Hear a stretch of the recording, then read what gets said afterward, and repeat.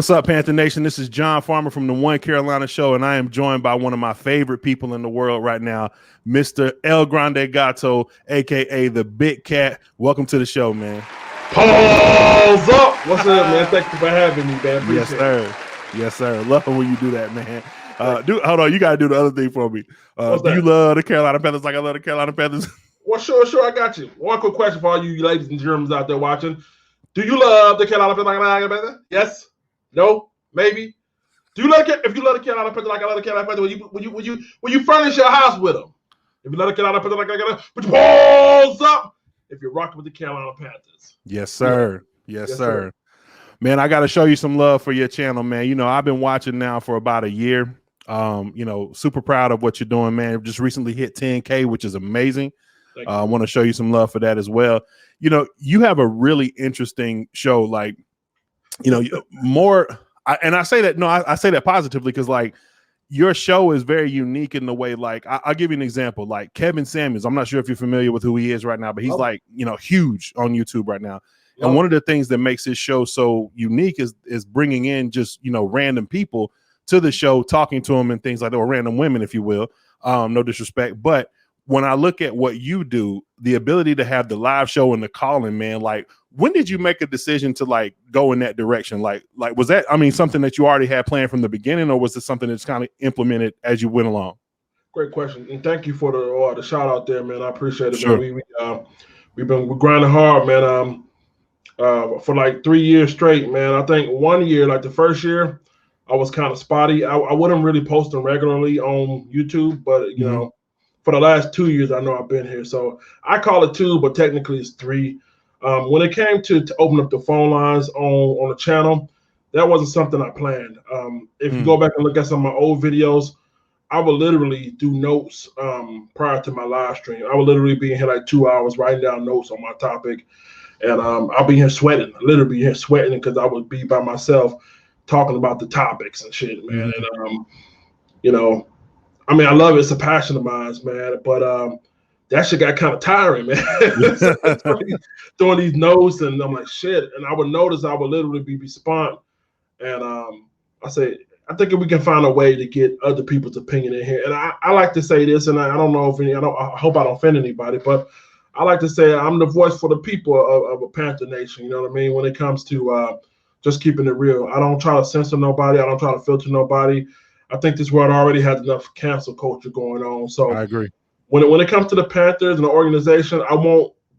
If they watch, or I have confirmed certain players have watched, I can give you that much.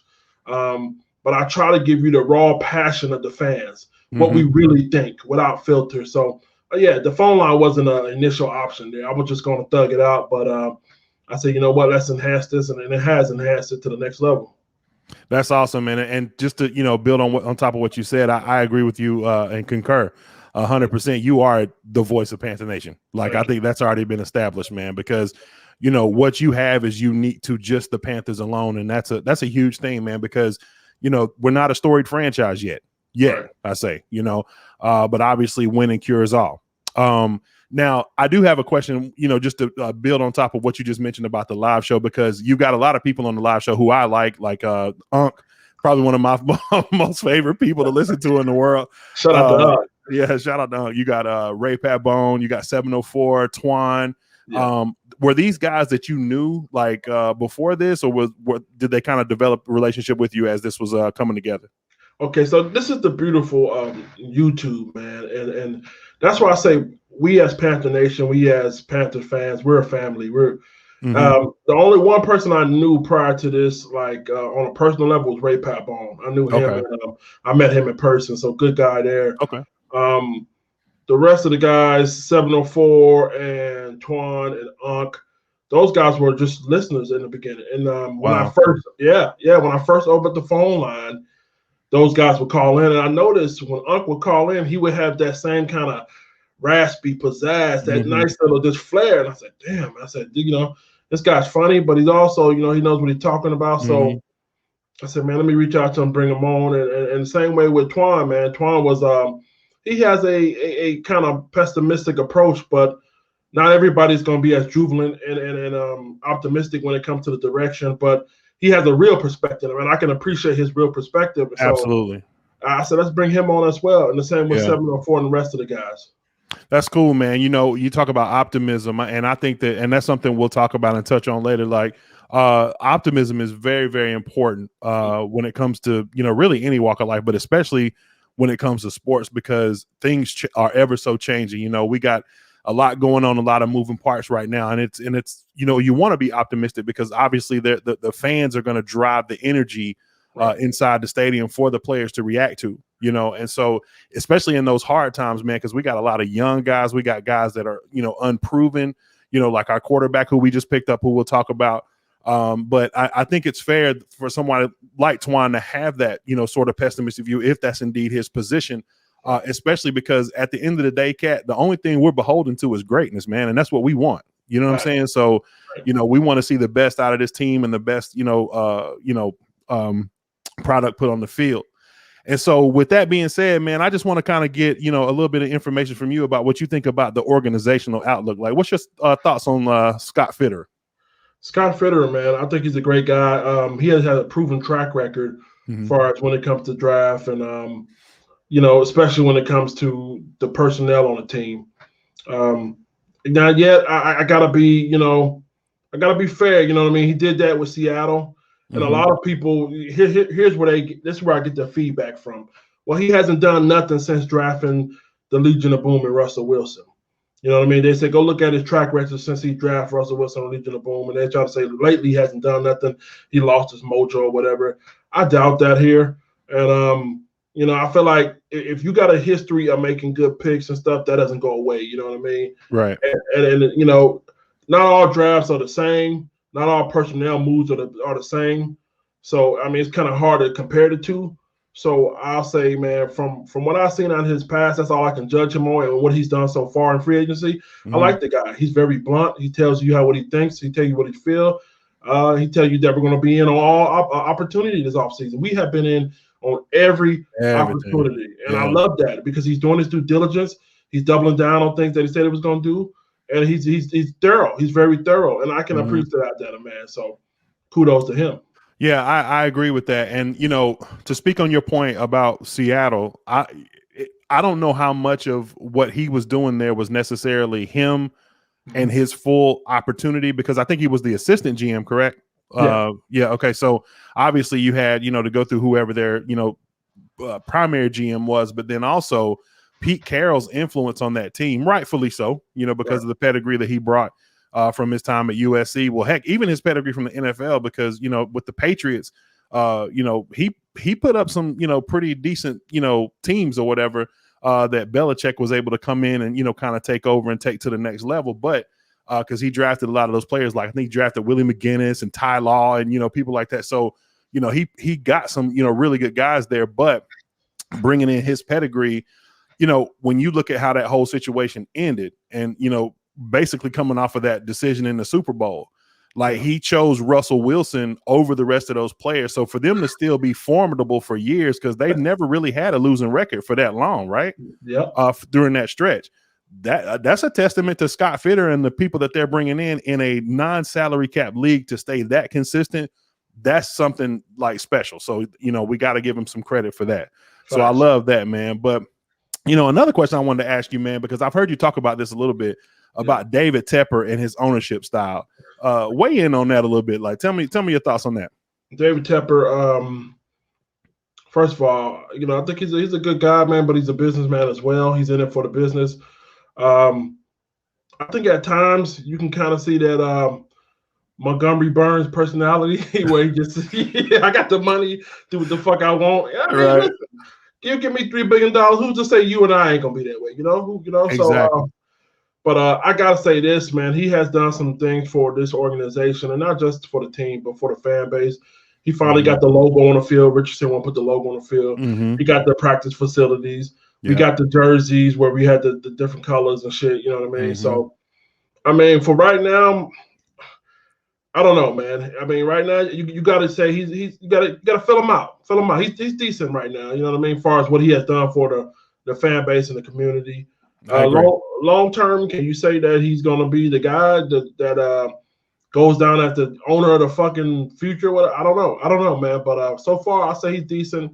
And again, at times, you can see his arrogance. You can see his, I got money. I kind of want to throw it at it. You know what I mean? Only thing I hope is that he doesn't allow his personal beliefs of the team, such as like for example, he wanted to go out there and get a big name quarterback, superstar quarterback. To me, that's something that should never been leaked. If that's your belief, whatever, you keep that. But now what you're doing is pretty much you're putting yourself in the light, and now you're putting the organization in the light to where, you're questioning. You have the fans and media questioning your GM's ability to call shots and Matt Rule's ability to call shots because all they hear is the headline that Tepper wants. Mm-hmm. You know what I mean? Think about it, man. If you got a business right now, right? You're an owner. Let's say you're an owner, right? Mm-hmm. Are you going to be walking in there every day telling the manager, do it this way instead of that way, do it this way? No, you're like, look, I trust this guy. I hired him. Do what makes me money, and then I'll check in on you. But I'm not going to be into the everyday production or everyday opportunity of running the organization. And sometimes he walks the line. He walks a thin line for that, man. Yeah. But I don't know. I'm kind of like, fill him out right now, man. But Yeah, it's interesting. You talk about him walking the line because what I thought was interesting was his handling publicly of both Newton and Bridgewater. I know that we give yeah. And I gotta say this, just sidebar, man. Bro, I'd be about to fall out of my chair sometimes hearing you call him Telly. Like, yeah, I'll Telly. Yeah. But regardless to what he put out on the field, and look, I think that Teddy, honestly, if you go back and you really assess what they may have seen from Teddy prior to bringing him in, Teddy's last horrible tape was probably with the Jets, which we didn't really get to see much because think about it. When Teddy was a starter, he went 11-5 and was really a Blair Walsh kick away from beating Seattle, ends up getting hurt, in the offseason, comes back, after rehabbing for a year or so and, gets traded to the Jets and then gets bounced again. And by the time he gets to, New Orleans, having an opportunity to start, he wins 5 straight games. So regardless of what the stat line looks like, you just look at the guy's ability to win games and you think to yourself, like, okay, he might be a bridge quarterback, as Steve Smith said, but at least it's a bridge, no pun intended, that will get us to the point where we need to be, that maybe we can draft a guy that or bring in someone like a Darnold, like we did, that he can that they can learn from, but it just unfortunately turned out not to be that way. You call him Mr. Fucking. Can I cuss on it? I'm sorry. Can I cuss on him? Yeah, go ahead. Yeah, Mr. Fucking Darnold. There we go. That's all I was saying. There you go. Darnold. Right. The Darnold. Yeah.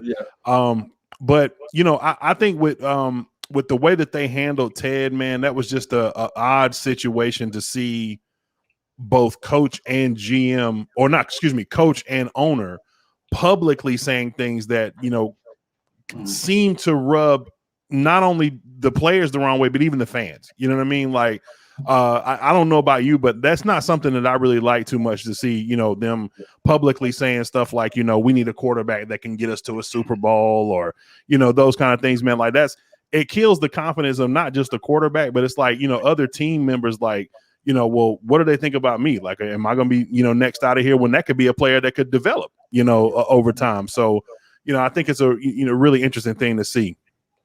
Well, on that note right there, man, I mean, let's not play ourselves. Carolina has, I'm going to be respectful here, probably one of the worst histories of developing players throughout the process of their career. We don't have guys where we just literally say, you know what, we developed them from an average Joe into a superstar or to just a solid starter. We get impatient here, and it says a lot. It says a lot that, because I feel like, we've been sold mixed messages here, especially with Tepper, because, he sat down during the interview when they fired Ron Rivera. He came out and he was talking about Rome wasn't built in one day, and we had to be patient.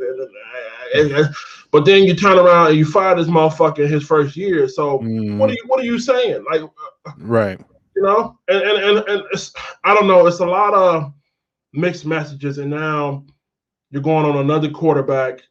I think it was real sloppy of them the way they handled Teddy Bridgewater, even Cam Newton. I mean, I'm not You know, we'll just put it like, you know.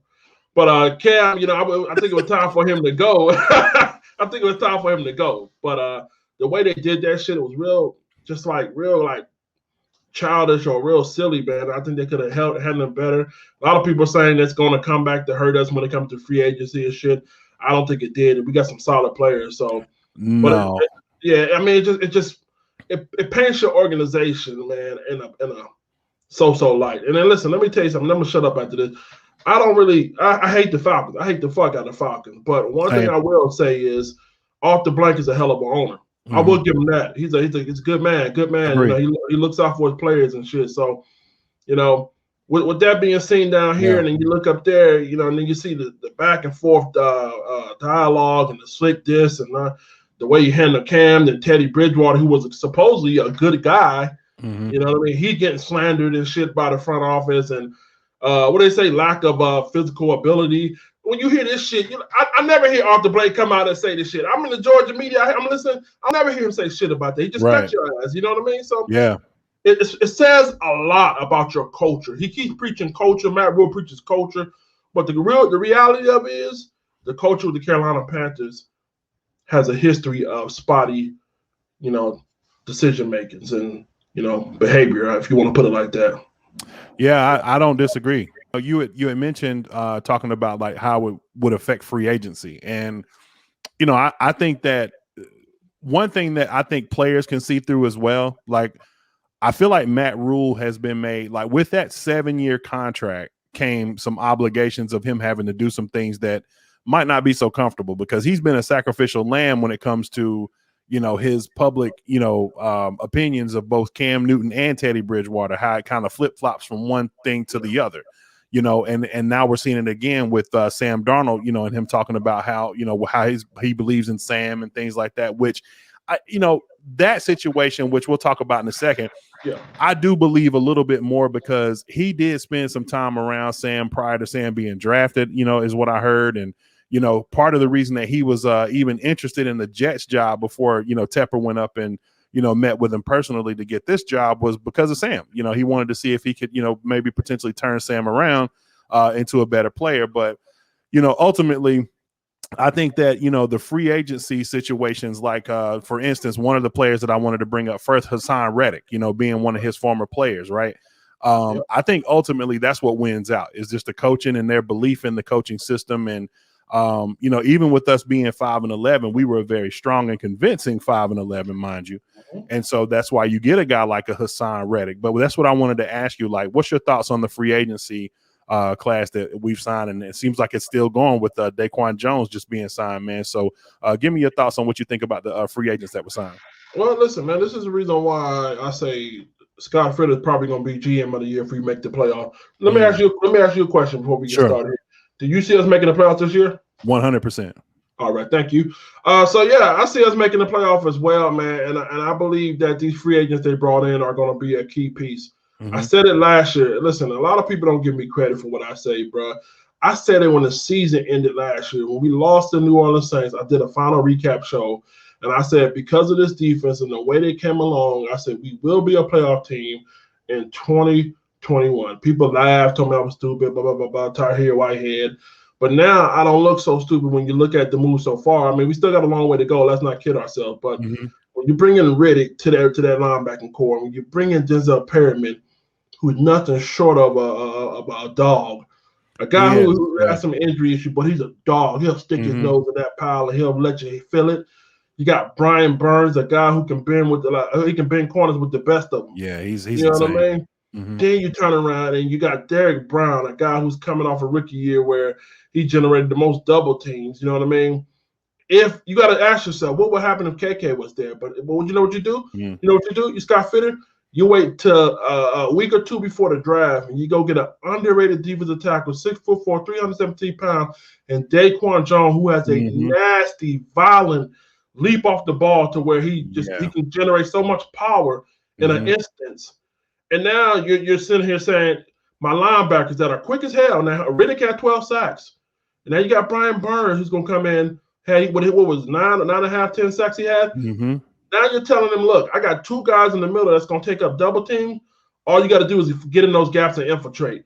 I Yeah. say playoff team. I love what they did in free agency. Yeah. AJ Bouye, AJ Bouye, I think he's a little over the hill. The last 2 years, his numbers have been trending downward. I know injuries, and he got a suspension now. So to me, that move is kind of like wait and see. Mm-hmm. One thing I will say about Bouye is when he has a good defensive front. Go look at the Houston defensive line he had. He had Mm-hmm. a Watt, he had a Clowney, and he had DJ Reader. If you go look at the Jacksonville Jaguars defensive line, he had Marcel Darius, he had Yanaway Ngwagwe, Mm-hmm. he had Calais Campbell. Those were his best years because those defensive fronts were eating. They were Mm-hmm. eating. And now you look at our defensive front. What I just told you we brought in. Mm-hmm. I'm hopeful that he'll return back to his old form because of that one solidarity factor. But all in all, when you look at the pieces together, it's not bad. And I love what he did, man. He fixed a lot of holes there. I agree. And now I have one more question before I respond to what you just mentioned about free agency. Sure. Do you think that we will go defensively to a more dedicated 3-4? Man, that's good. That's a good question there. Wow. If you look at the pieces we brought in, I mean, you can't help but to ask that question and believe they think so. Mm-hmm. With all that speed out there, you want that as much as possible on the field. Mm-hmm. So, and with Phil Snow having such a college background, you know what I mean, where they ran a little 4.25 in college and some other, what was it, 3.35, if I'm not mistaken. I can't help but to see why not have as many speed rushers on the front, you know what I mean, as possible. You know what I mean? To turn around, think about Daquan Jones up the middle, or you put Derrick Browns up the middle, and then you have another big boy on the end. You know what I mean? So, I wouldn't doubt it. I wouldn't doubt it. You may see more of that, but I think we're going to go multiple packages, to be honest with you. But I do too. We could go heavy 3-4 too. Mm-hmm. And I'm going to tell you what I love about that, man, is that what it speaks to me, to even consider going a dedicated 3-4, is that you're playing to the strength of what you have on your squad already. So and I feel like that was a huge issue. Like when I look back at like Luke Kuechly's career, I mean, I do think that Luke was one of those guys that just wanted to, probably hang it up just because he's like, you know what, I got all I wanted out of this game.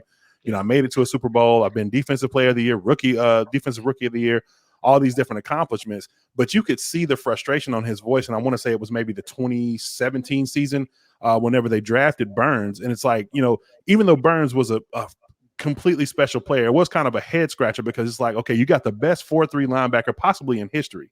Yep. And you go towards the 3-4, and then you bring in Dontari Poe as the tackle. And it's like, I mean, Luke's getting destroyed by guards, when normally he's roaming free and able to, make tackles. He's taking on, running backs, and in the 3-4, as you know, there's going to be a couple of free guards out there that are going to make it up to the second level. Right.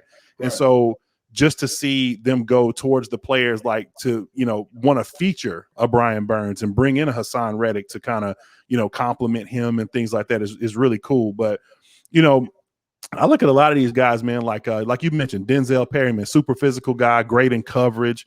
I know that he hadn't played more than 14 games in his career, and that is kind of a concern, especially when we start talking about postseason, needing them for that. But one thing I do love, Big Katt, especially like with the AJ Bouye signing, for instance, it's not so much the signing, it's the room. Like, what's the room look like? I remember seeing, I was watching Hard Knocks one year, and the Browns were on. And I remember seeing Jarvis Landry in the room. Like, he came in and the wide receiver coach was like, hey, he's got a message for you guys. And I mean, he tore into these guys about their work ethic. And I mean, he was just on them hardcore. Like, man, you guys aren't working, man. I'm out here every day. I done got my money. Some of you guys might not even make the team. And, I know that the commentary after that was like, maybe he shouldn't have said a lot of that stuff. But I was like, no, yeah, he should have. He definitely should have said that stuff. So a guy like AJ Bouye, I feel like, can tap on a Troy Pride's shoulder or get in his ear and say, hey, man, or a Sam Franklin or even Dante or any of these guys that we have on the roster. Because one of the things that I noticed is that we have a ton of talent on defense. But last year, man, we lacked leadership so bad, man, because guys just didn't know what to do, where to go. And a lot of that was just the newness of everything. But the reason why I'm so optimistic about the team, because we've seen other teams that have been in the same situation. Take Cleveland, for instance, that had a lot of new pieces, but they didn't win but one game in 2 years, right? before they became good. We seen Cincinnati go through a similar situation. They won one game before getting Joe Burrow. That is not what we put on the field, right? And we were what's the stat? 0-8 in games that were decided, by one touchdown or less in the fourth quarter. Yep. So I'm like you, man. I have optimism that we are going to be a team to be reckoned with this coming season, just because of all of that culminated into now what we've brought in and where we'll move to next, Sam Darnold. Well, that's what I try to tell people, and people, they fight me, and all they see is 5-11. But people, God Almighty, it pisses me off because people take shit out of context. If you look at all that thing you just named, first year head coach, first year player, and we still had 8 opportunities in the final possession to win the game. Yes.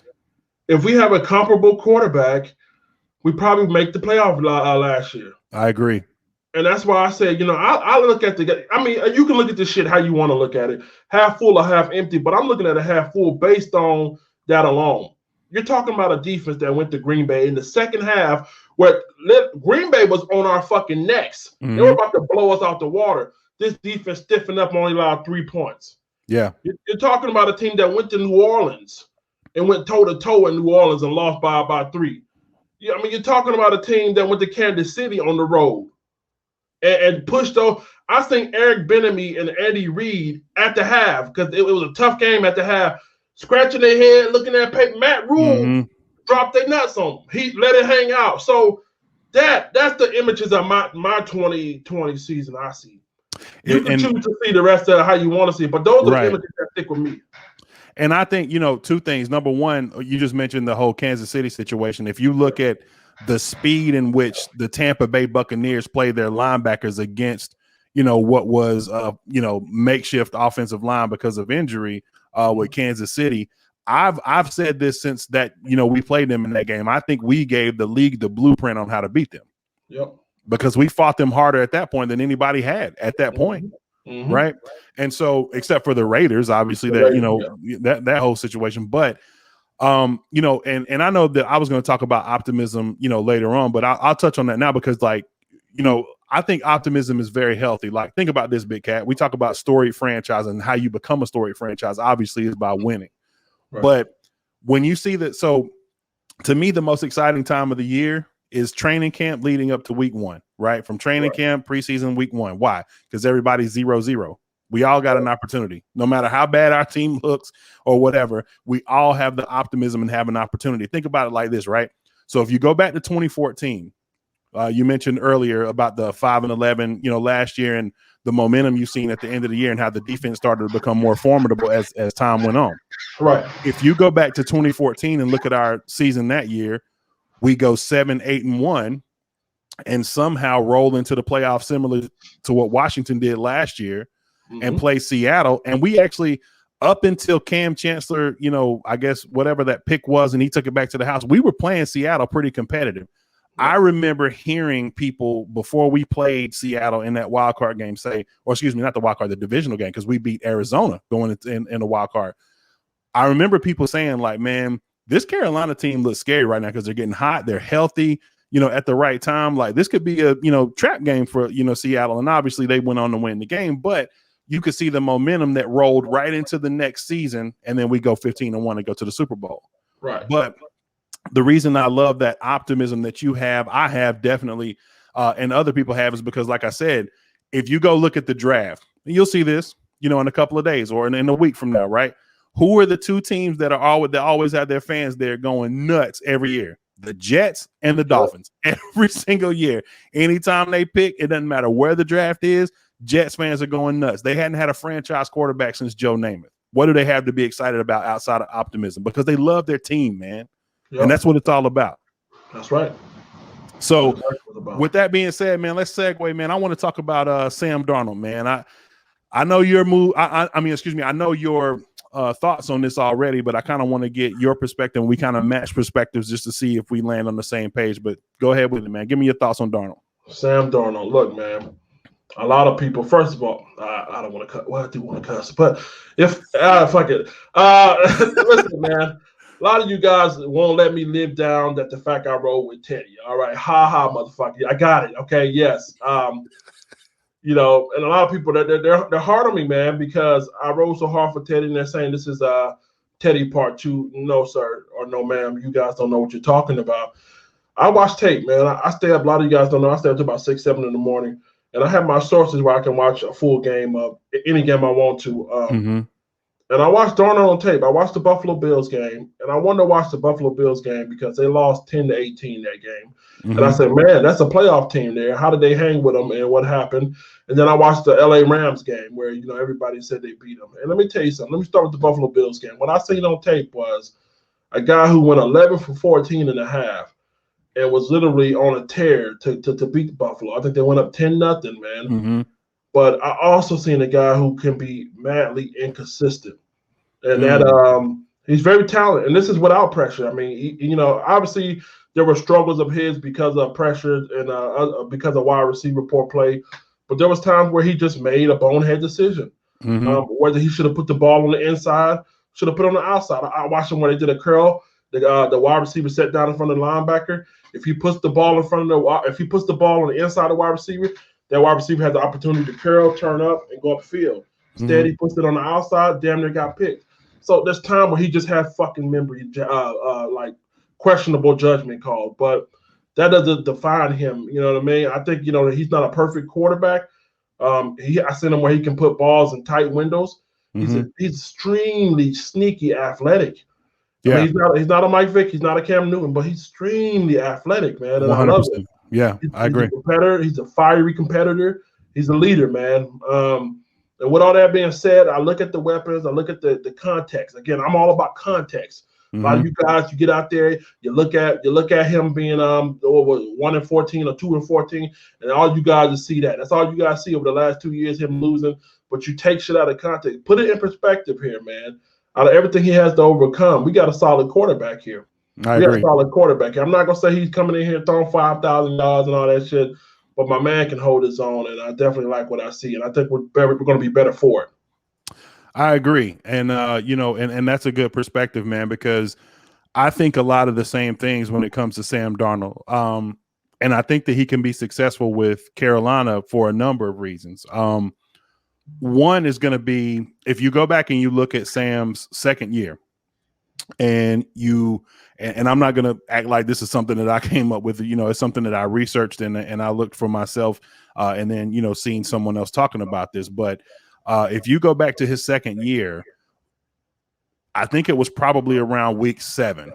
Sam goes 6 of 8, right? He 6 games, or win 6 out of 8 games. And if you go look at, especially for a young quarterback, what was it that they done that made him successful during that time? Well, they took a lot of responsibility away from him. You know, they made easier reads for him. They made Le'Veon Bell more serviceable for him. So there were, you know, more opportunities for him to succeed than to fail. But when they put the ball in his hands and say, hey, go throw it 40 times, that's not going to be who Sam is right now. Right. Could it be? Yes, because we see that from Josh Allen now. But that wasn't Josh Allen in the beginning. They had to, it was a slow culmination of time and effort and plays and play calling and things like that. But like, just to give you an example, man, he had one throw. There's a couple of throws that I've seen from him that, I mean, obviously the one that everybody always goes to is the one in San Francisco, which is for good reason, because the play was breaking down. You got a defensive tackle that was, you know, coming towards him. Now, if Elfline or whoever, I want to say it was Elfline, as a matter of fact, wouldn't have grabbed this guy's jersey, he probably sacked Sam. But he bought Sam just a little bit of time. The guy grabs Sam. Sam takes off running and throws a dart to Berrios, and only where this guy can catch it, leading his receiver open, and it's a touchdown. That is a big-time $100 million quarterback throw. And the question you have to ask yourself is this.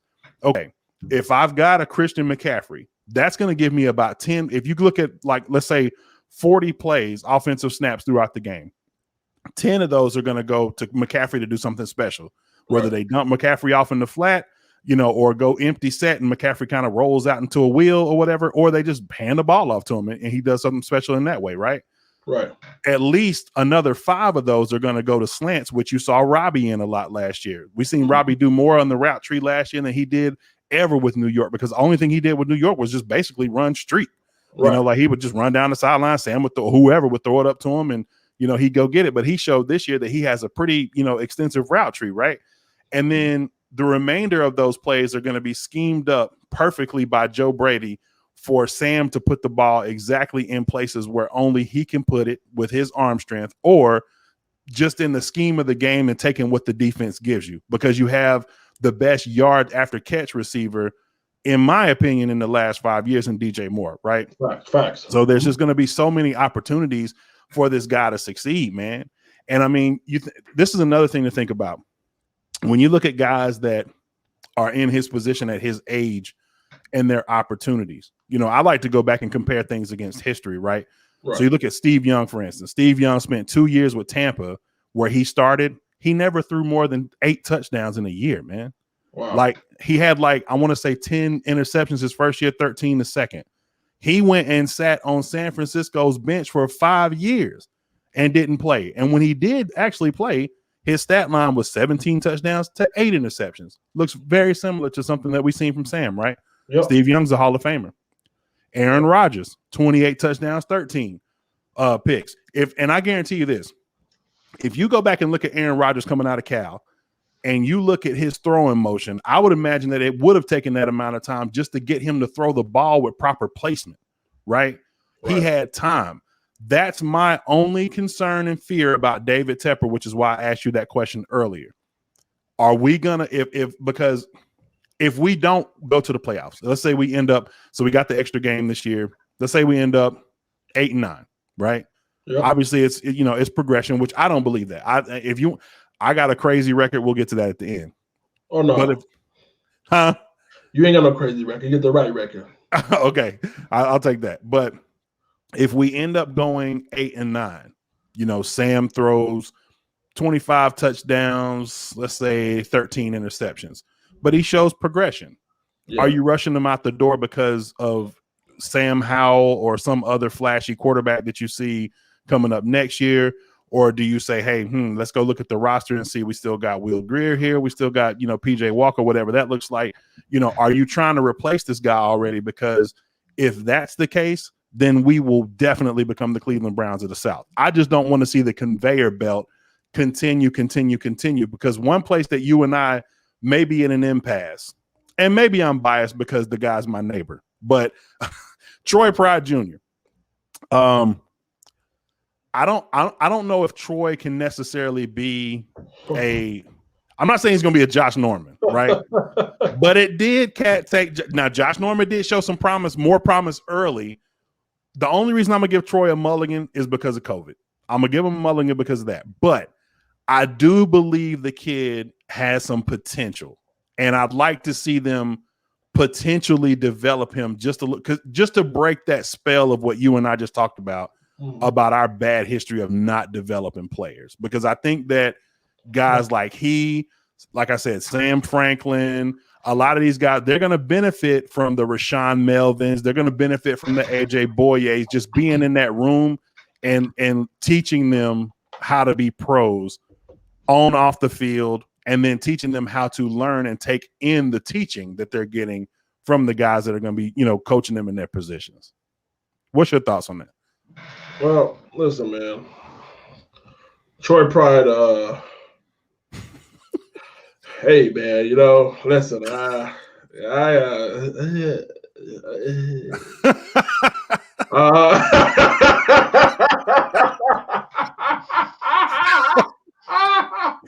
I get it, man. I got hope for him, man. I got hope for you, baby. Listen, man. We need to get a cornerback in this draft. And you're right, man. I don't want to be a hypocrite here. I still think he needs time to develop, and maybe he can develop into something nice. But I don't know, man. To me, man, that's tough, man, because I don't want to write the kid off. I don't know, man. I really don't know about Troy Pride, man. I like to say, after this year, if he makes a huge jump as far as his development, you know what I mean? Or even not a huge jump, even a significant jump. Sure. Then we'll say, okay, let's fill him out here. But if he's going out there and he's getting turned around and It's kind of unfair, man, because nobody, help me out here. Let me make sure I'm not making a mistake. Is there any other division that has top receivers in it like we do? Do you know? The amount of top receivers we have, first and second receivers. First, second, and third. Honestly, yeah. I would say no. Exactly. So I mean, that's what you're telling the kid to go out there to line up against. I mean, 3 potential starters. You know what I mean? So yeah, I mean, you're cutting your teeth against some, some dogs for sure. Yeah. So yeah, I mean, and I know he's a blazer, real fast kid, but and I don't want to spend too much time on him because like I said, I just hope that. And look, the reality is that let's see if he makes it out of camp. Just where he was drafted, man. It's a real thing, Katt. Like, they're not paying him a ton of money, and I know that he's a high draft pick. You never want to see a draft pick just kind of fall by the wayside, but you also got to just hey, if he gets in camp, has a really good camp, those guys build bonds and stuff in camp. I don't think it's any mistake that the team got closer, when you look at that fight between Norman and Cam back in 15, man, and that those kind of camp, opportunities, they mean something. So, I think we'll just, we'll wait and see, what happens there. But, just moving forward, I do have one question before we get into the draft situation. Sure. With Sam Darnold, do you think that they sign him to a long-term deal based on production halfway through the season next year? Like, do you think that they're already kind of looking at, like, we may want to just sign this guy and just see what he's going to be long-term? Just, it doesn't have to be the biggest deal in the world, because we know now in this NFL, quarterback friendly, like the rookie deal quarterbacks are the ones that, help you get to the Super Bowl quicker. Or either that, or guys like Brady that are willing to come in and take a lesser deal just to keep the band together, if you will. So do you think that they sit down and have those kind of conversations with Sam, and you think he would be open to that? Like a team friendly deal? It depends, because listen, I want to get your perspective on here too, because I know you're rocking with Sam, right? I am 100%. Okay, so I just want to see what your perspective is on this. Mm-hmm. I'm not expecting him to come in here and put gaudy up numbers. He's not going to have gaudy numbers. He's not going to come out here. Hey, I think he may have double-digit interceptions, to be honest with you. But I think when you need him the fucking most, he's going to deliver. I agree. I think because he has the talent, he has the weapon, something he didn't have. Now just give him a little bit of time here. With that being said, do they resign him? I think he may be open to a team-friendly deal because that reason. I think he's not going to come out here and be no world beater. Right. But I think he knows, this is his opportunity to be with a good organization and win. And I think they know that you're not a world beater or nothing, but you're very good when we need you the most. So it's a match made in heaven. Why not take a team-friendly deal? You know what I mean? Knowing that you're not the greatest, but you're not trash either. And then the organization knowing that, he knows that too. So yeah, man, I think why not? If he comes out here and we're winning games, I'm not talking about him throwing 40. People look at it. My quarterback has to throw 40 touchdowns and 2 interceptions. Well, fuck all that. If we're winning, we're winning. We're winning. You know what I mean? So, I mean, if we're out there, we're winning games and they're close. You know what I mean? But he's pulling them out. He's pulling them out. I don't see why not get him for a team-friendly deal. And to your point, Big Katt, what you just said about the 40 interception thing, there's 2 train of thoughts that you have with that, right?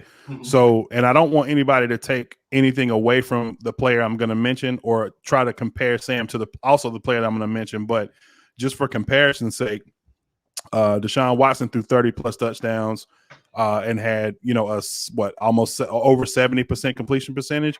They were 4-12. Consequently, you go to Brady's first year as a starter. They go to the Super Bowl with him throwing 28 touchdowns in his first year. How many touchdowns did he throw in the postseason? 1. Wow.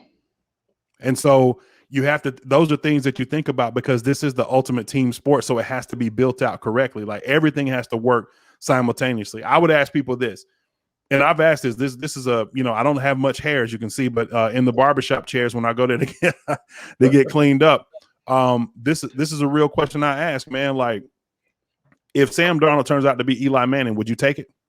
Hell yeah. Me too. Yeah. Me too.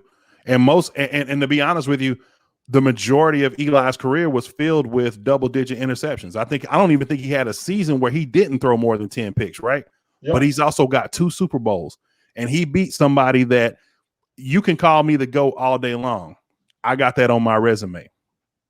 I got beat by Eli Manning twice on my resume. Wow. Tom Brady, right? Kudos to you for doing your homework. I didn't know he only threw 1 touchdown, by the way. 1 touchdown in the entire postseason, man. It's nuts. Like what it shows you, Big Katt, is that you don't have to have, like, if you can win a Super Bowl, there's no like exact science. And here's another thing, right? I don't know the entire truth about this, right? But I heard this somewhere, and this is something that I'll research myself over time. The percentage of Power 5 quarterbacks versus small school quarterbacks that have won Super Bowls, right?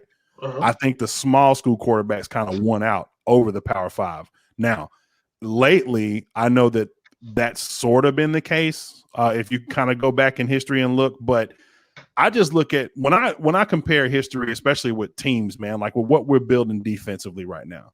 Who's to say that we couldn't be building the 2000 Ravens, right? Where Trent Dilfer takes them to a Super Bowl, right? Or how about the 98 Bucks? Was it 98 or 99 where Brad Johnson won a Super Bowl? You know, it doesn't take, like, you don't have to have super duper star quarterback play to get the job done.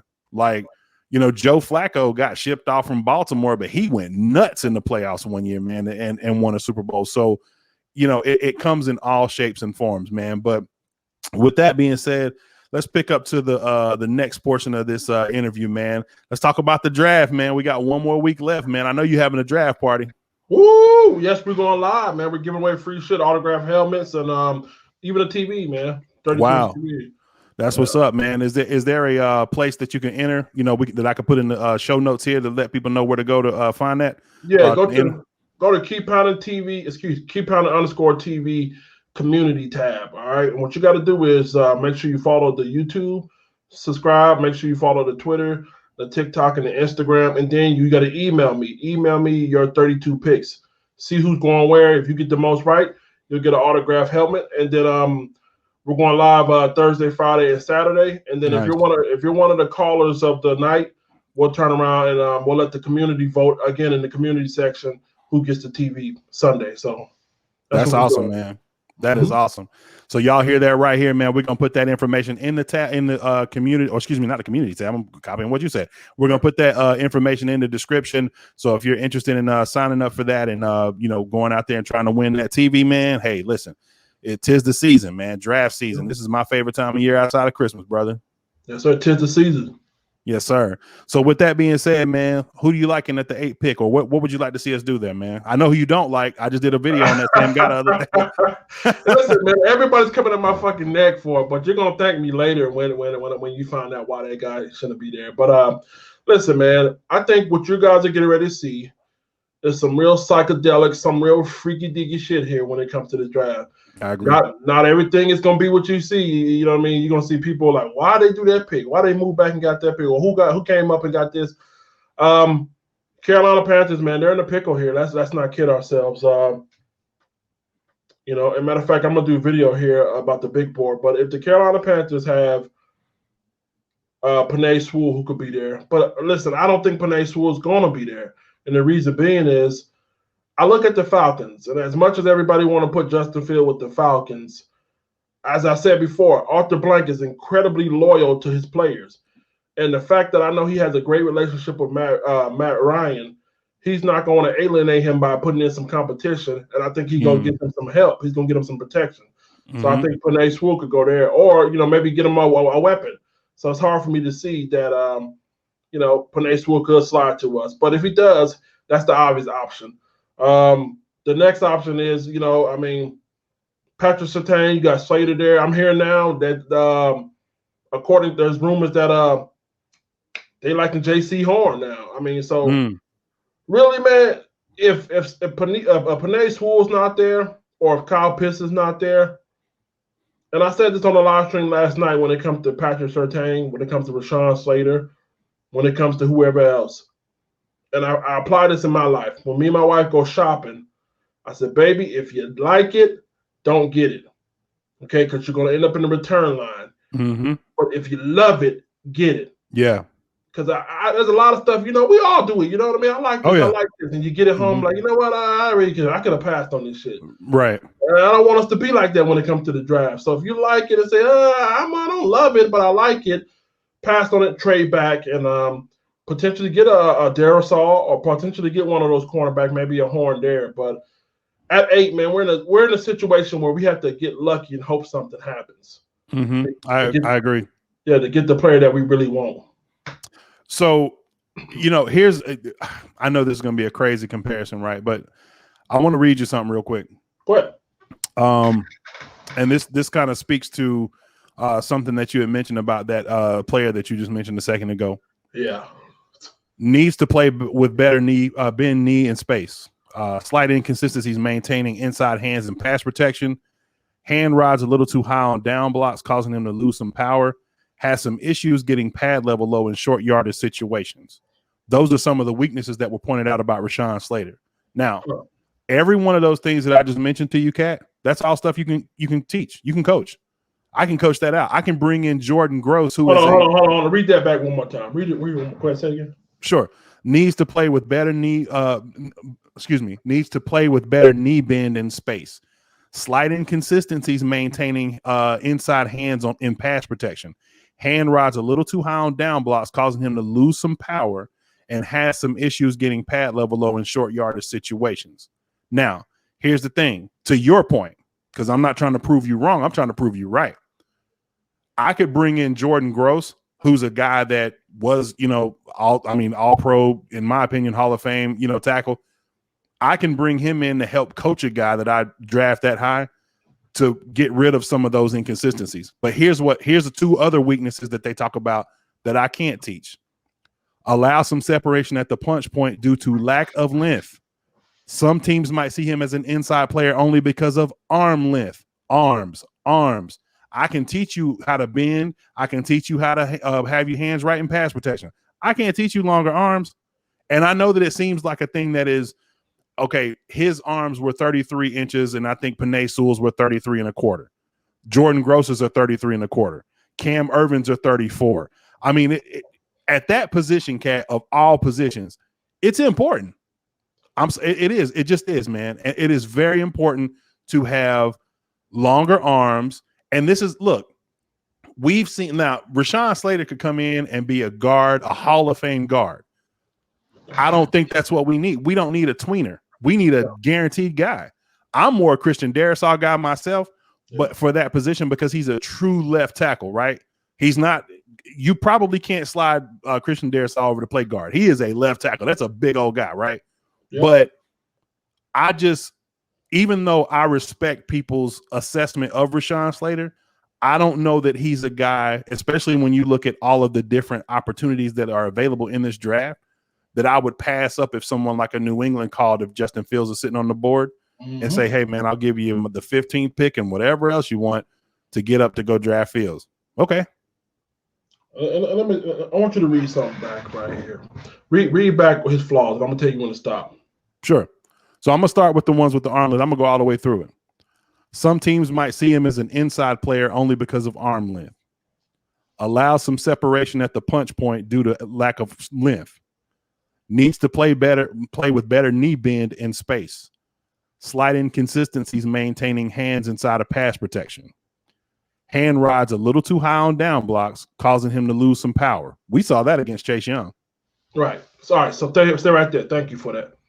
So listen, all his flaws have to do with length and hand protection.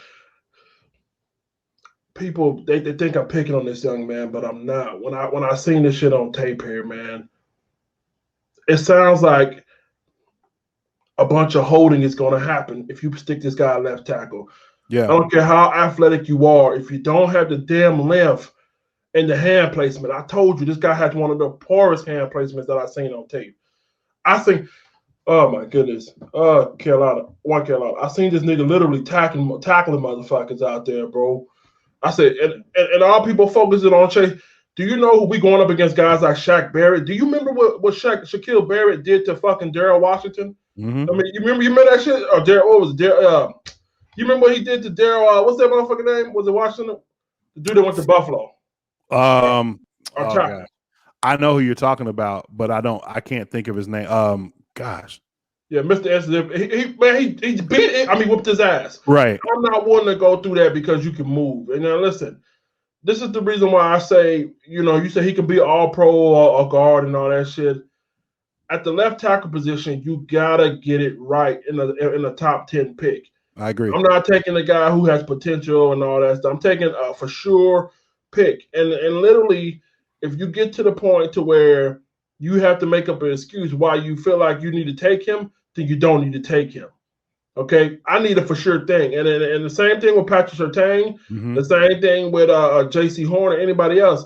If I'm at 8 and I sit here and I can nitpick their asses, I'm passing it up. And definitely if Justin Fields fall, I'm taking the house. I'm holding that 8 pick for ransom, and I'm saying the first person to give me 3 first round next year's draft picks or in this year's draft pick, I'm taking them. But Rashawn Slater, man, I'm not trying to shit on him or whatever. I think he has a lot of potential, but not at tackle. I'm telling you, you're going to see a lot of holding. You could teach it. You could teach rising up and placement. Let me tell you something. It's kind of like with Cam Newton. Remember when Cam Newton, 9-year veteran in his 9th year? Hold on. This going to rub some of you the wrong way. 9-year veteran. Here we go. Learning throwing mechanics. Yeah. And you're telling me you're going to take a tackle who have a poor hand place because the arm ain't long enough. You want to go through that again? When we just watched a 9-year veteran came in, who was it? Derek Carr? Take your arm and throw it. You want to go through that shit again? This is what I'm talking about when you come to developing and scouting players. You also got to know people's limitations too. You know what I mean? Sometimes you got to understand it is what it is. You're getting what you get. You can't always see like here and try to be a fucking wishy work. You know what I mean? A lot of you guys want these coaches to be genies, and some of these players just don't have the goddamn talent. I mean, they are what they are. A lot of these players coming out of college, just seeing the best of them right there. Yeah, that's the hard honest fact. Now, is that the truth about Rashawn Slater? Only time will tell. But I'm telling you, the problems that are reigning true to be coming out of college are going to be amplified. If he's struggling at the college level, if he's struggling at the college level with this shit and the competition gets better, I'm done, man. I'm sorry. I'm done. Yeah. That's it, man. I don't have to say no more. No, and to your point, Katt, you're not the only person that thinks like that. So, like, I did a video just 2 days ago where I was talking about Chris Sims. Chris Sims had his, I think, top 6 or 5 or 6 offensive linemen in this draft. He rated Rashawn Slater number 5. Like, this is, I mean, that's pretty low. And let me ask you this first before I even get into that. Do you think that the Rashawn Slater hype right now is built off of, it seems reactionary. We're seeing it a lot. Like, I know some of these guys that do these mock drafts, they do have insiders in the scouting department and stuff like that on different teams, obviously. And then some of it you can just look at and tell, for instance, like, I don't have to have a scouting department to look and tell that Trevor Lawrence is going to Jacksonville. But do you think that they're just reacting to the fact that, okay, Panay's probably going to be off the board. So who's the next guy? Let's say Rashawn Slater. That's who Carolina's going to take because they brought in Sam Darnold, right? And we got to protect him. Like, if you ask me, if I had a sheet to look at, like we did this on the mock draft Sunday. If I had a sheet to look at of the scouting report or the scouting department mixed with Matt Rule, mixed with Scott Fitterer, and just seeing what they know about football, I don't think Rashawn Slater is on the top of that board. I really don't. I know he's not. I really don't. That's why the story comes out, 2 days ago, that we would be open to trading back. If now, why would that come out if they all of a sudden they know they need a left tackle? Rashawn Slater probably guaranteed to be there. Now, why would that story come out if they believed in him so much? I completely concur. They wouldn't. It wouldn't happen. Not if he's your guy. If you are completely sold on him, man, Atlanta is, it was reported that Atlanta would consider moving off of the number 4 pick, but it hasn't happened yet. Likely because there's somebody there that they're like, you know what? One of these guys that we like is going to fall to us. There's going to be 4 players that we look at, 3 of which may be gone already. But, man, you know what? One of these guys is going to make a difference on our team, which to me, I'm going to be honest with you, I don't care. Like, Atlanta, I don't care who they draft. We still going to smash them. But the point is, is they know that a guy is there unless you just give them a haul that they cannot refuse, right? Right. There's going to be a guy there that they want, right? At pick 8, I mean, when we drafted Christian McCaffrey at 8, I think the only thing that people really looked at, in my opinion, that year in that draft of him, can he run in between the tackles? And he proved that, on the next level, which, by the way, he looks like freaking Thor now, man. It's crazy. And so that was really the only hang up for him. Outside of that, I mean, most electric player in college football that year, right? Yeah, so I didn't want him. I wanted Fournette. I'm glad I got that wrong. Really? Yeah, I wanted Fournette. You know what? I don't think you're wrong in that. And because most people did. I remember watching that from Myrtle Beach. We're supposed to be on a vacation, and I'm, sitting down watching the draft the whole time. And my uncle taps me on the shoulder. Who you think we're going to pick at number 8? This is before the draft even started. Christian McCaffrey. I saw that a mile away. Wow. It was the biggest need. Like, and I'm not the oracle. Like, I've gotten a lot of picks wrong. I didn't think we were going to draft Cam. To be honest with you, I thought they were going to blow it and draft Blaine Gabbert. But I'm glad that they drafted Cam, obviously.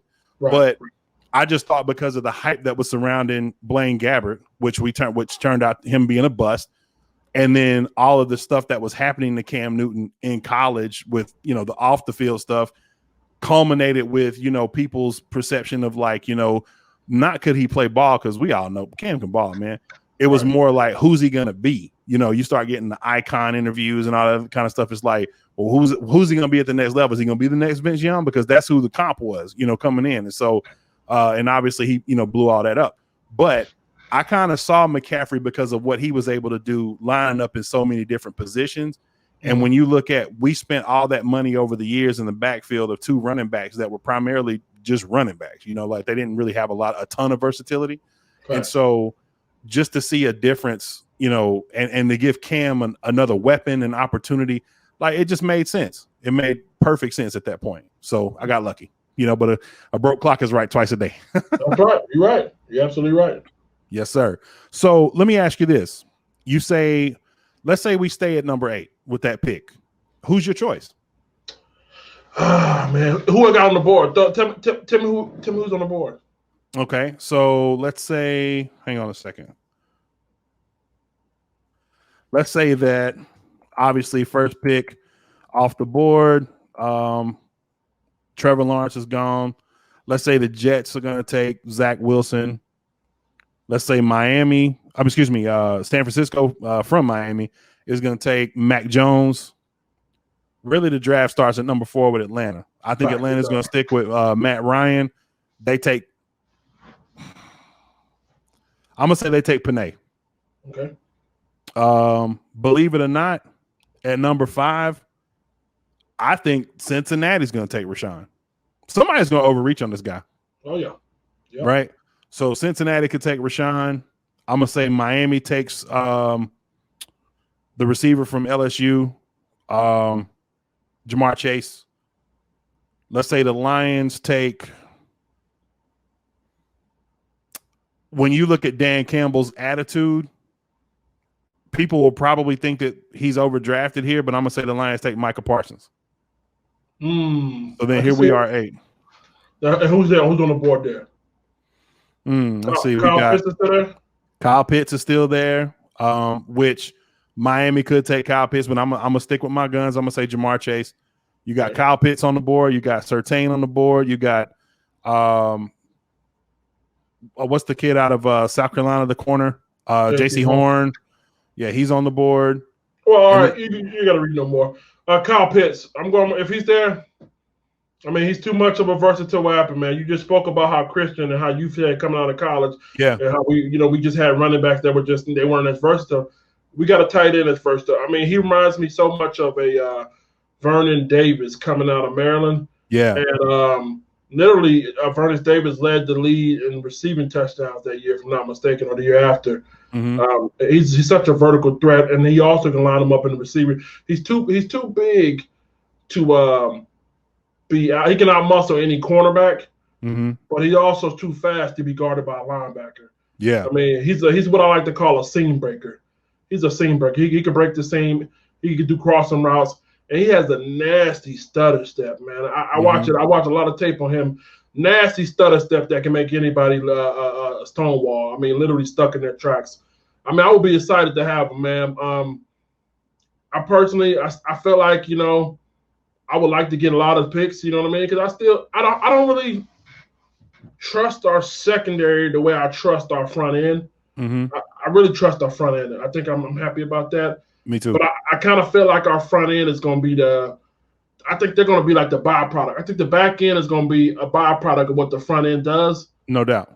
But if you were to say, you know, let's say the front end has a bad game, you know, I think they could expose on the back end. So I would really like to try to get one of these cornerbacks, Surtain in particular.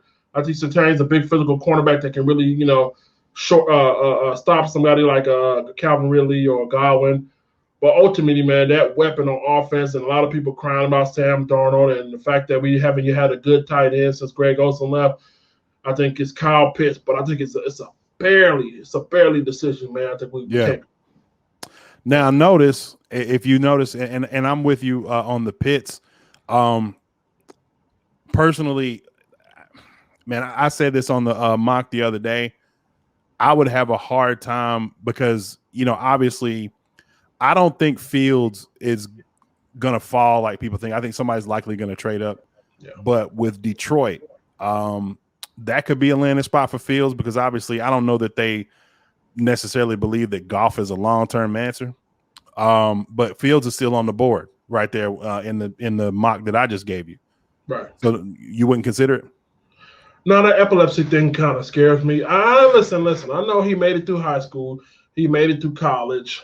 I seen the Clemson game where they literally whipped his ass good, and he was able to get up with no kind of symptoms. I mean, again, but with the NFL and the CTE and the level of scrutiny, they received a lot of scrutiny around that CTE shit.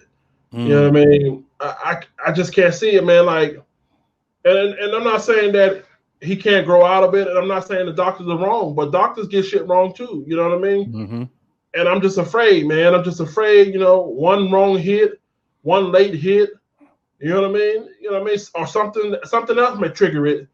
And then we lose. Not only do we lose the quarterback, we also lose, you know, that draft pick and shit. So I mean, I don't know, man. I want to say, you know, it's nothing to worry about, but I can't say that it isn't. So yeah, I'm gonna have to pass, man, on that.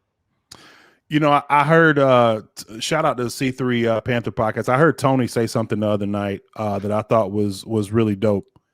And he talked about the leverage that we have. I don't think that there's a lose position. I mean, obviously you can always draft a bust. But with what we've done with free agency, we have a serviceable team right now that without the draft, we could put on the field, right? Now listen, I said that shit yesterday on my live stream, and niggas laughed. Really? Yeah, that's interesting. I said the exact same thing. They laughed. Yeah, that's very interesting, man. Because I really strongly believe that. I believe in that theory. Like when you seriously look at the roster from top to bottom and the changes that have been made, in addition to what we drafted last year, and how those players, you know, will come into their own with a full year of reps and everything. I do think that we would have a serviceable team out there and that would probably win, let's say, 2 more than what we won last year. So let's say, 7 and 10, right? But with the draft, I think could, bring a whole nother set of problems. And there's so many different, or problems for other teams, I should say. There's so many different directions that we could go.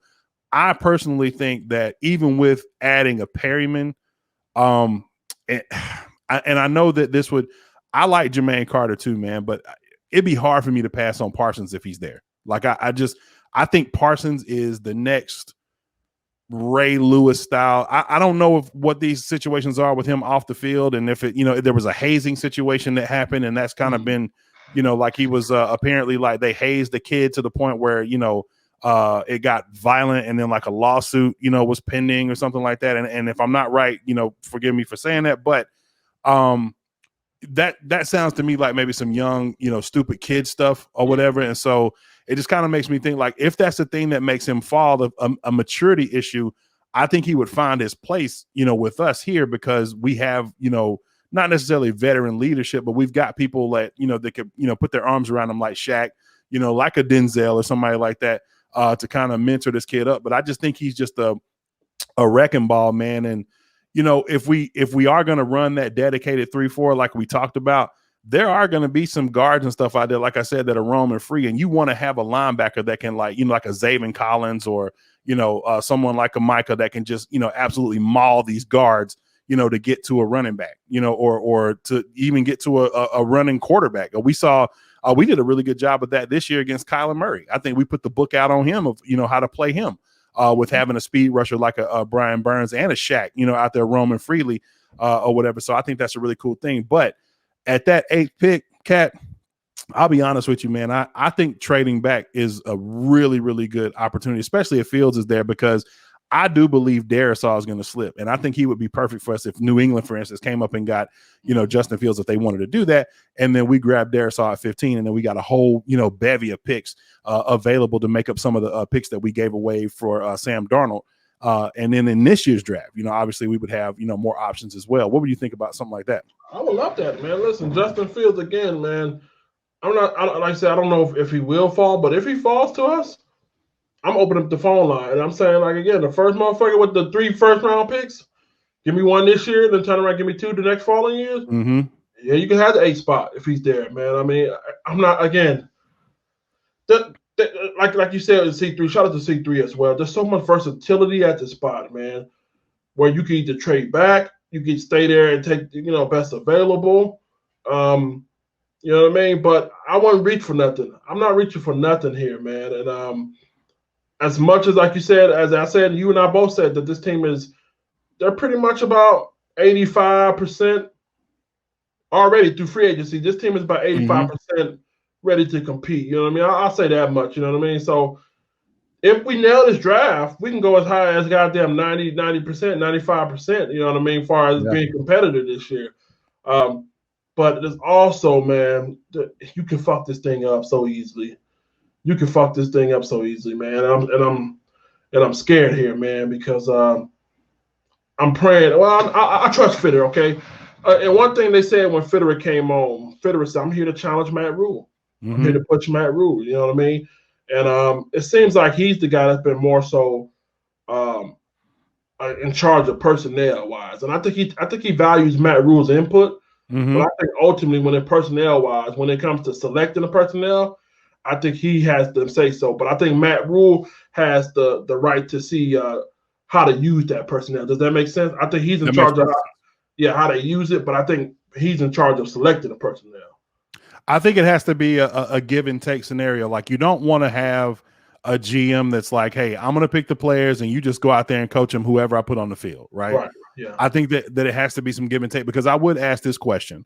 If you go back to last year, right? And this is why I never get so overhyped about, number 1 overall picks, right? Yeah.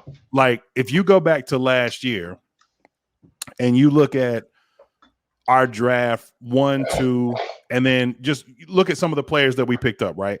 Yeah. I know that I'm, I'm kind of beating the Troy Pride drum or whatever. But if you look at I would wonder, like, I know Bravion was one of, Matt Rule's guys.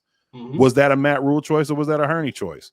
Was Jeremy Chan moving up for Jeremy Chan a Hurney choice, or was that a Matt Rule choice, or was that something that they made together? Because we heard the rumors about them wanting to move out of that. What was it, pick 6 to get Derek Brown, but they ended up drafting Derek anyway, which I think was a brilliant move, because I think that Derek is the next great D tackle. That's just my opinion. Like, and I know I'm a little biased because of it being us, but I just, him being the anchor there, man, is just Cat. I tell you, when I started looking at some of these free agent signings, man, like, it's literally going to be a pick your poison, man.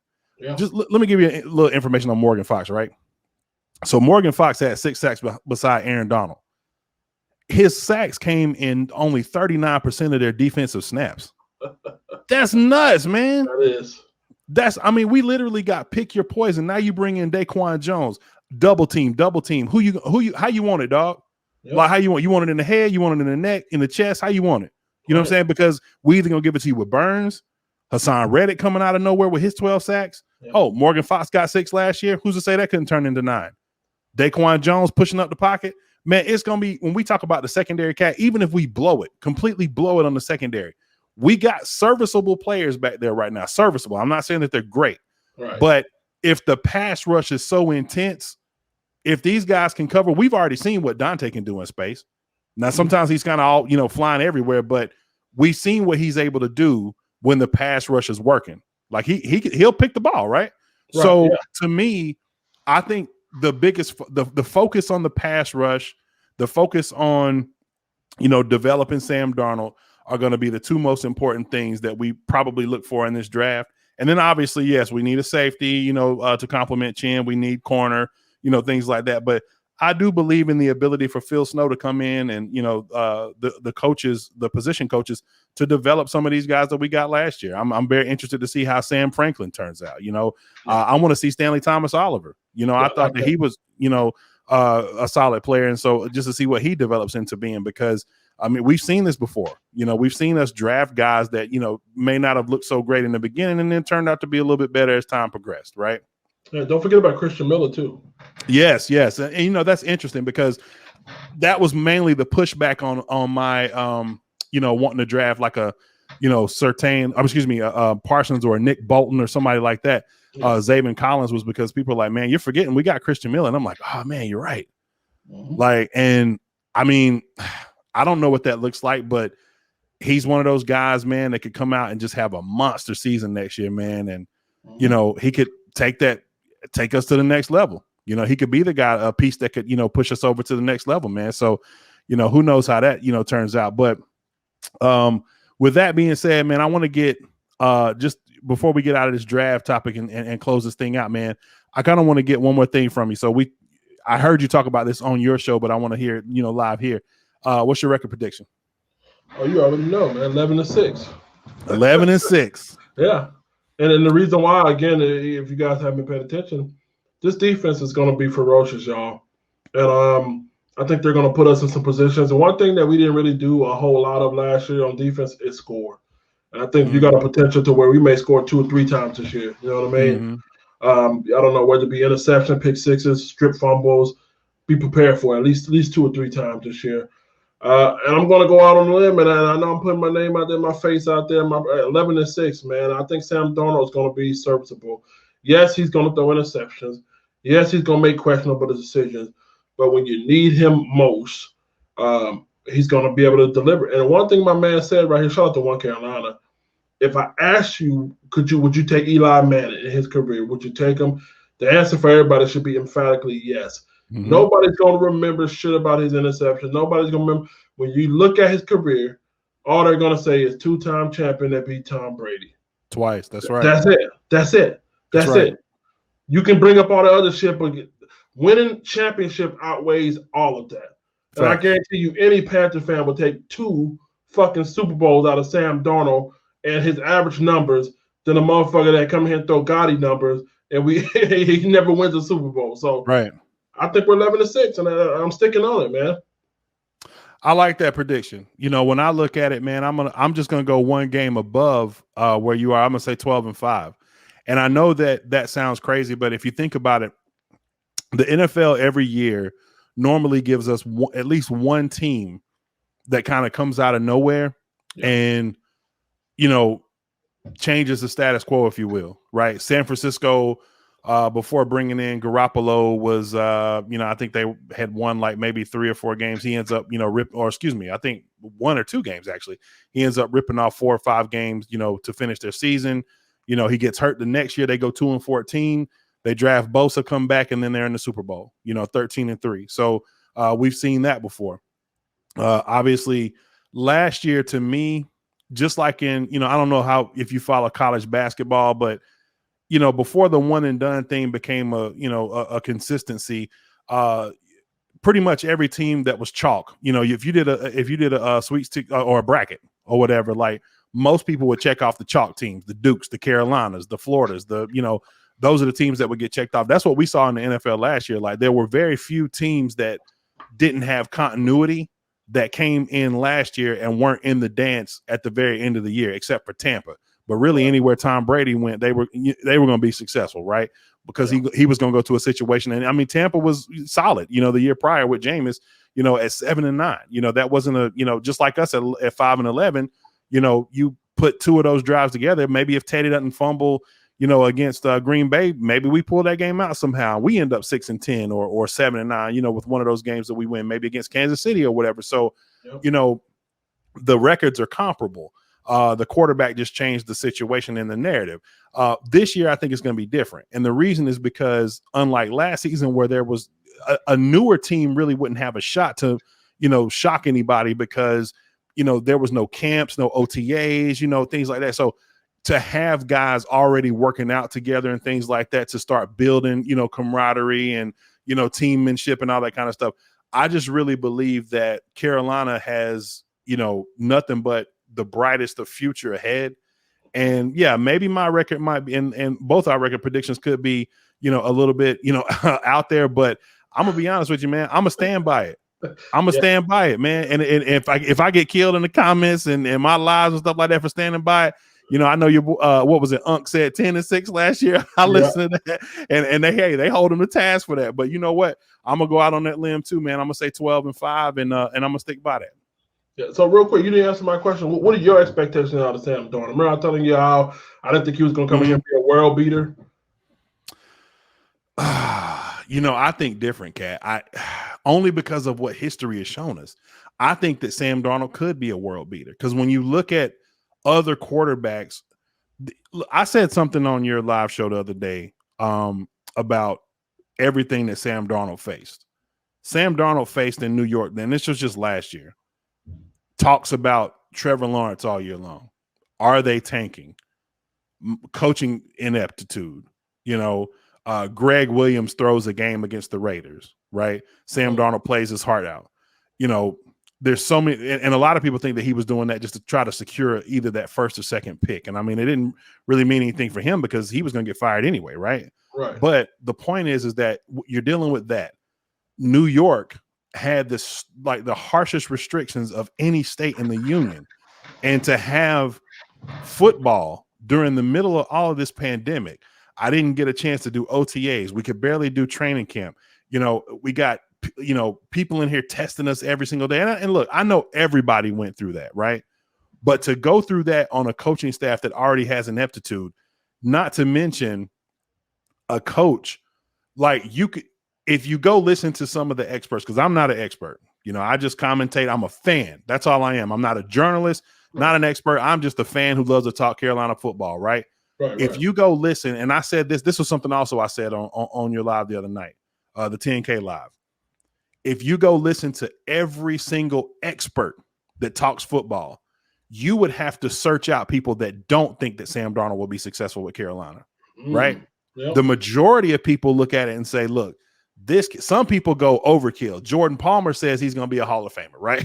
Because right. But of course, but and I like his exuberance because obviously he sees in Sam what, probably most people saw when he was coming out of college. Yeah. But the reason I think that Sam is going to be super successful with Carolina is because we're not going to ask Sam to be anything more than what Sam is plus a little bit, right? Yeah. We're going to ask you, hey, play within the confines of the game, take what the defense is giving you. I've seen a couple of plays, like there was a play against, you talked about Buffalo, right? Mm-hmm. There was a play against Buffalo. He made a pass on an out route to Lev Bell. They were in an empty set. Lev Bell kind of starts out on this little out route, but then it turns into a wheel. I watched Sam throw it over the linebacker. Right in the breadbasket, bro. And I mean, two defenders closing in. Like he's not afraid to make those throws, right? And that's why it's always going to be big interceptions with a guy like Sam because he's going to take those risks. And I like that. I like a guy that's going to, that's not afraid to push the ball down the field. But I also like a guy that knows, like, there's a balance between check down, push the ball down the field. And there were a few plays where you saw, like, okay, I got you a safety blanket over here on the check down, but I'm not going to go there. I'm going to go through my progression. And if it comes to that, boom, I'm going to dump it off. But guess what? If it's not there, then, hey, I'm going to take the shot. Or if I feel like I can take the shot, I'm going to take the shot. And then another thing, Kat, I don't know if this is unheard of or not, and maybe this was just the ego thing. Have you personally ever heard of a quarterback that didn't have a quarterback coach? Hell no. Because Sam Darnold didn't. And wait a minute. Hold on. What you mean in college? In New York. And they wonder why he's. And that's the thing that's weird to me. Now, fact check me on that. Get back to me if I'm wrong in the comments. Somebody hit me on the comment and tell me if I'm wrong. But Dow Loggins was his offensive coordinator. Now, for reference point, Dow Loggins was also the same person that convinced Jimmy Haslam to draft Johnny Manziel, just to show you the kind of people you're working with here. Adam Gase was his offensive pretty much play caller, and I don't even think he had a quarterback coach. Who's developing the guy? Wow. How do we know what he's going to be? Right?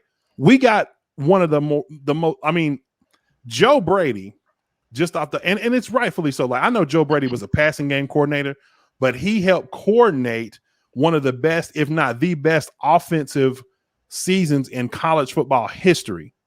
Right? Right. So rightfully so, he would come into the NFL and be a hot name for a coaching position. But what I love that they're doing is, even with a guy with that much credibility, they still have a quarterback coach who is formidable in the league and very well known, sitting there waiting for Sam, like, hey, let's develop, man. Let's get you to the next level. Let's get you to the next level. That's why I think this kid is going to be super successful, man. Yeah, I hear you, man.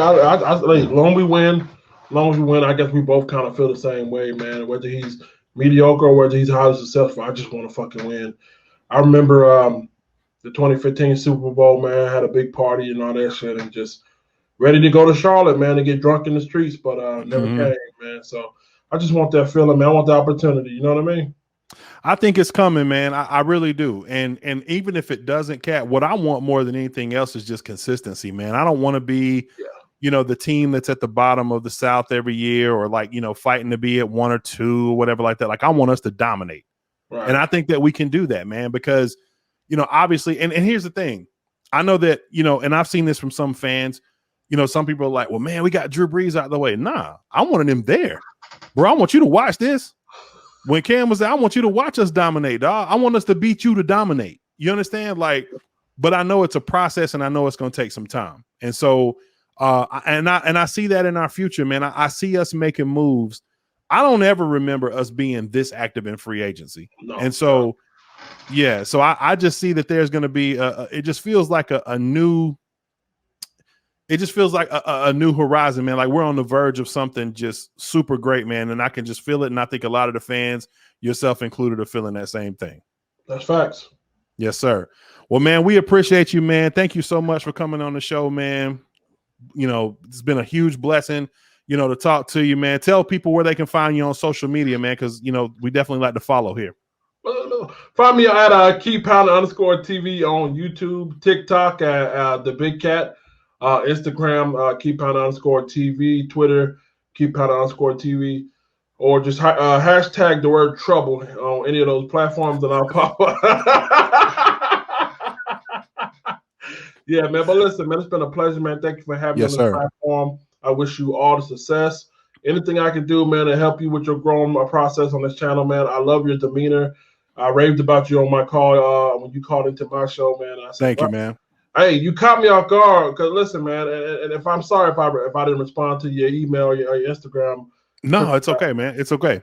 I get hundreds of that shit every day, so it's hard I'm sure to keep up. So when you call in and that distinctual voice of yours, man, I mean, like, think about it, man. There's a lot of people that say they know football, and then when you ask them to explain, the shit comes out like, and it's hard to follow. You know what I mean? Sure. And then with you, man, I mean, it seems like you have a great head on your shoulder and a great understanding of what's going on, man. Thank you. It's really frustrating, because I believe our fan base, and I want to be respectful here, we have one of the worst fan base when it comes to the comprehension of what actually is going on in the process of things. We're like that. We're like that fucking fish in the ocean. You know how you put a piece of worm in there and they drag the string? Our mind doesn't say, hey, maybe this is a trap. We just say, get that. Right. And then when we get hooked on some bullshit, now we want to cry and complain about that. So I feel like once our fan base slows down, comprehends things, and appreciate what guys like Fitter and Rule are doing to make us a better team in the future, maybe then we can be, and this is shout out to you. One of the things you said, maybe then we can be one of those franchises with a history of sustained success and a history of having good culture around here. But until then, man, we just kind of fill them out, wait, man. But we as a fan base got to do our part too, and just trust the process and appreciate what's going on here. Absolutely. Absolutely, man. And I think that having, there's a, give and take with having an active owner, but I do like to see the owner that is a little more intuitive and a little more active inside, both the community and, in football operation, because what it shows you more than anything, ultimately, he just wants to be successful. And so, that's what I'm excited about, man. But yeah, I'm stoked, bro. And I appreciate the kudos, man. Thank you so much for the kind words, man. And I look forward to more of these, man. Obviously, this is the first time, and I'll probably be dropping in on draft night as one of the callers, just showing you some love, man. And I look forward to it, man. But we appreciate you, man. This is One Carolina with the Big Katt, El Grande Gato. Balls up. Yes, sir. Peace out. Wake up in the morning, I'm focused in on what really matters. And these rappers still chatter as if it even matters. Stack money like books, I'm on my next chapter. Cause at the end of the day, what are you really after? 5% of my salary goes to charity. I'm engaged to success. Who'da known it would marry me?